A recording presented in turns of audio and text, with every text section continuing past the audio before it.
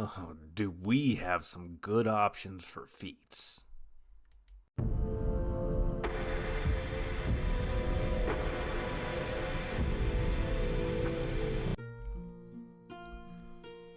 Hello everyone, and welcome back down here to the Gamer's Den with me, your host, Jordan, your master of lore and storyteller extraordinaire. Here today, we are going to be bringing you the next episode of our first edition Pathfinder Shifter Guide, today taking a look at your feat selection.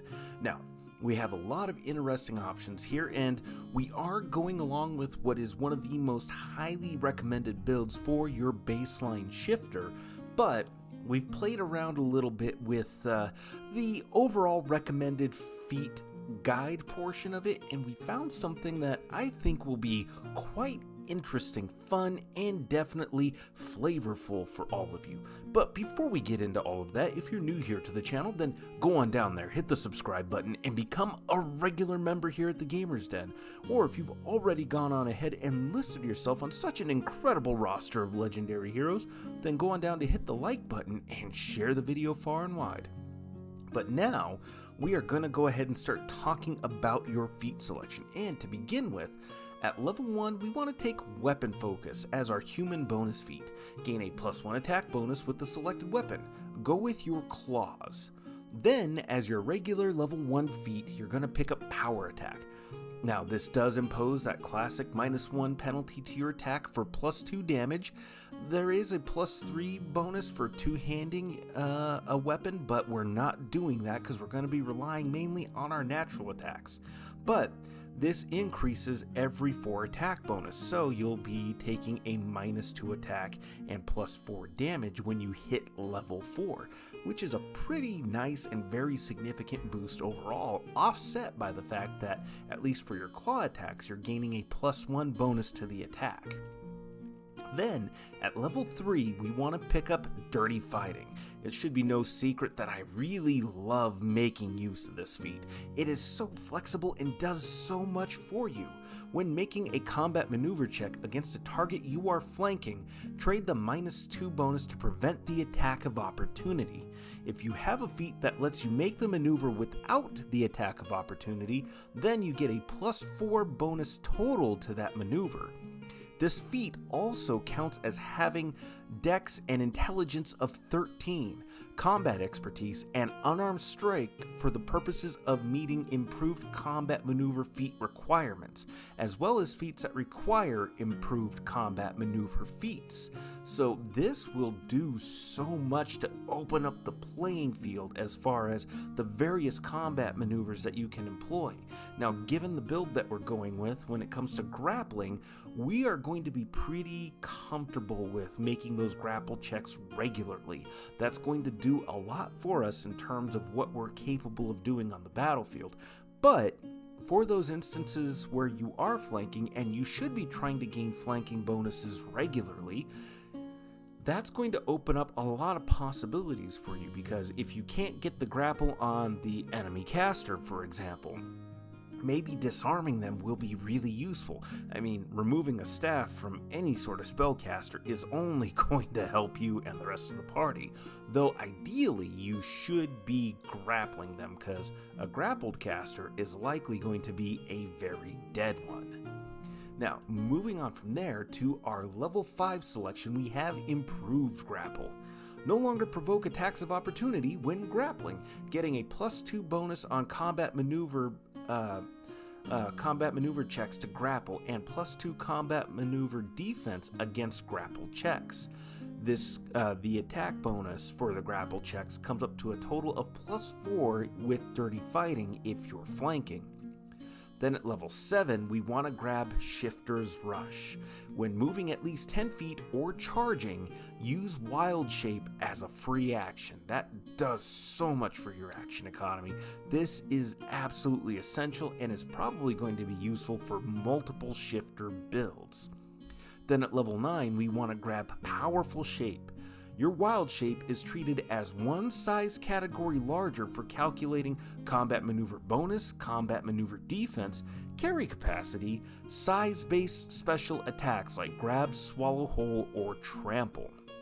Now, those aren't the only ones. There are certainly other size-based attacks like, well, grappling, because grappling does have a limit of one size category larger. So if you count as one size category larger and you're a dire tiger, well, you count as one size category larger from that. So you're able to grapple huge targets. Technically, in theory, you should be able to go on beyond grappling huge targets to the next step up. But check with your DM first. But overall, this is still going to be very handy for you. Then, going on to our level 11 feat choice, we are going to take Improved Grapple. Gain another +2 bonus to grapple checks for a total of +4 or +6 if you're flanking. Maintaining grapple becomes a move action, and you can make 2 grapple checks to maintain the grapple and move, harm, or pin the target. You only need to succeed at one of those checks, though, to maintain the grapple. Then at level 13, we want to pick up Improved Natural Attack, and you're going to pick your claw attacks.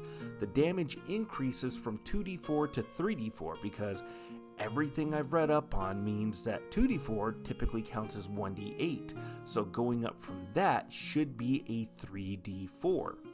This affects the rake attack ability that you have in your major tiger form as well, since it's done with claw attacks.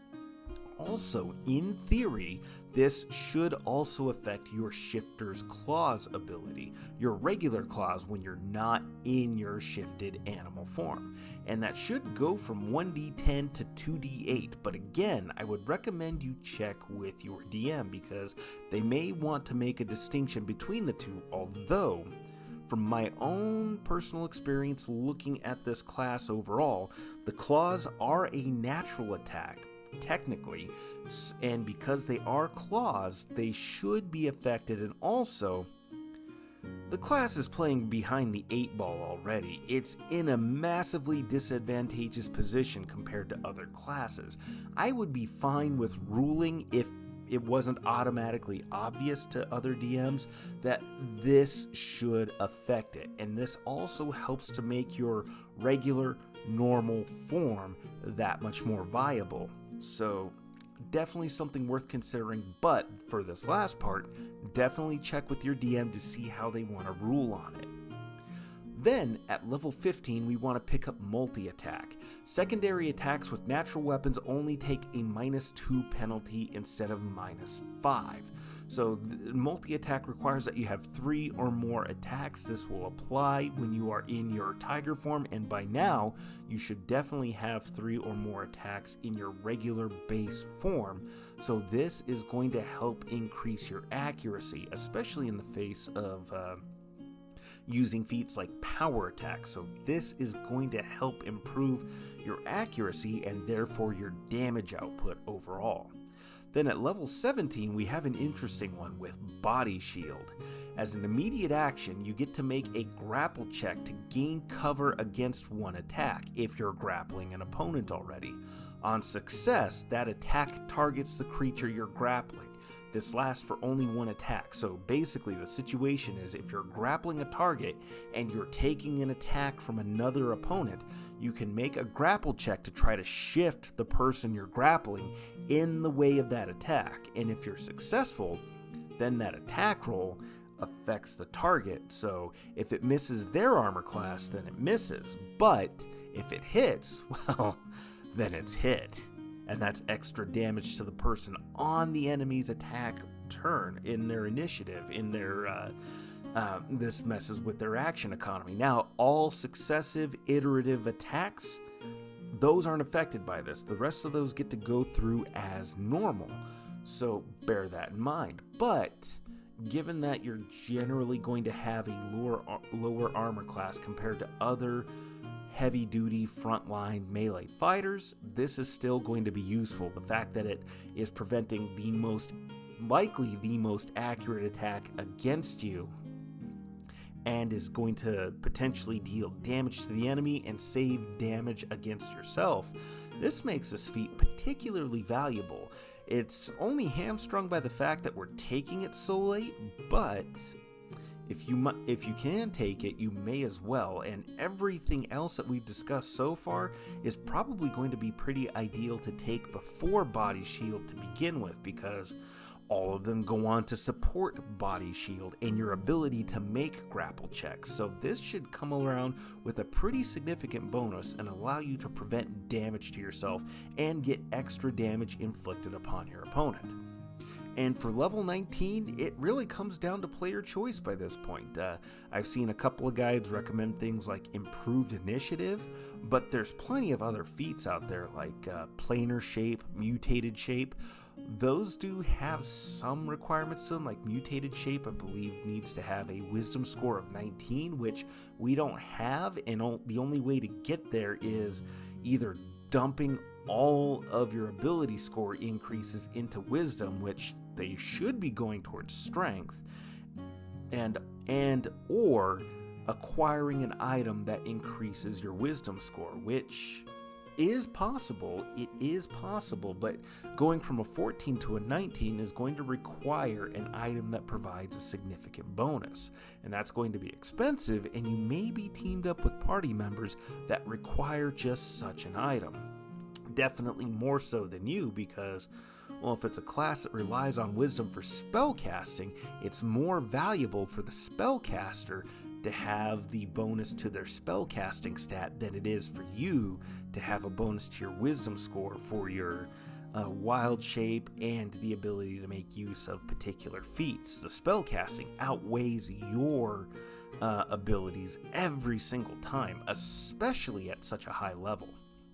But there are certainly plenty of feats out there. There's things like Kraken style that also feed into a grappling kind of build, so there's plenty to play with here. But let me know your thoughts down below. Did you like today's video? Did you dislike it? Hit those like or dislike buttons and let me know your thoughts down below if you would switch out or change any feats here, or change the order overall. Let me know your thoughts, and remember, if you're new here to the channel, go on down there, hit the subscribe button, and become a regular member here at the Gamers Den. But with all that said, I've been your host, Jordan, your Master of Lore and Storyteller Extraordinaire. Thank you all so very much for your time, and you all have yourselves a good night.